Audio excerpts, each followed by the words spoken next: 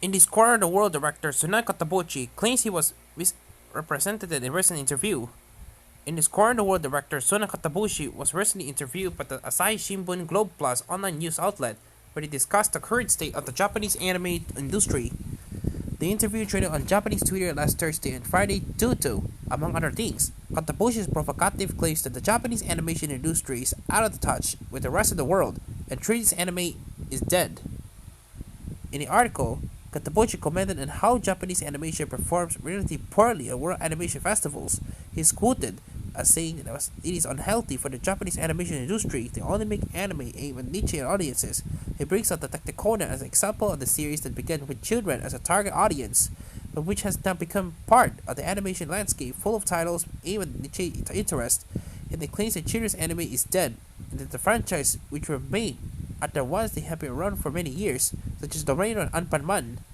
He also argues that anime has succumbed to the Galapagos syndrome, a term of Japanese origin which refers to products created in isolation for the global market, which are difficult to export overseas.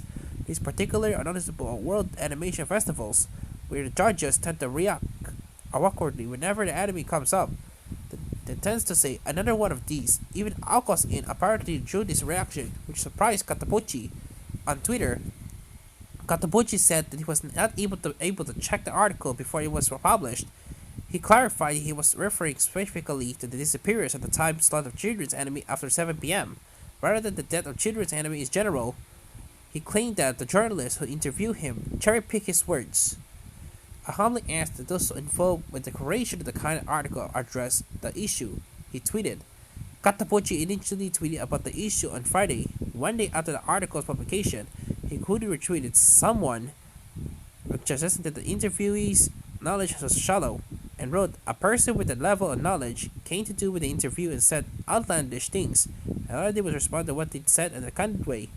A user brought up the claim attributed to Katabuchi in the article that was problematic for the anime industry to be out of step with the trends of the rest of the world, and said it isn't a unique that makes Japanese anime great.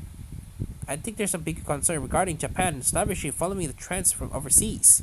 Katabuchi responded, "Indeed, the interview has only a simplistic way of looking at it, so I told them, but no matter how great Japanese anime is, will Mabalas be affected negatively if they don't have anything else? There's a hole in this area. I wasn't able to check with the newspaper beforehand regarding how to summarize the arguments, so the article reflects the writer's opinion." On Wednesday, Katabuchi elaborated further in a series of tweets. The journalist came to me with mistaken information, wanted to write a story about how Japanese anime is the greatest in the world. So I said things specifically to the journalist to inform them and correct their perspective. The article would have been weird otherwise, that it got published without specifying this was the premise. The context became different from what I intended. He wrote out the flow of the conversation between himself and the journalist as follows. "I love anime, and I'm going to write about how Japanese anime is the greatest in the world. Japanese anime is the greatest, and it's for children. It's not for children. What? Isn't it in this corner of the world for children? Am I mistaken? Look there, the Tacticona is for kids, right? Did you know about Amoro's popularity among the women lately and other things like that? Have you been watching the show properly?" A policy manager who is listening beside us nods repeatedly. Katabuchi tweeted that he explains his position as an industry insider and asked verbally for this context to be included in the article, but it was not the case. He said that because he still has doubts about the journalist's attitude, he asked the publicity manager if he could check the article before publication, but the news outlet never bothered to contact him, let alone show him the article draft, and the edit was published online.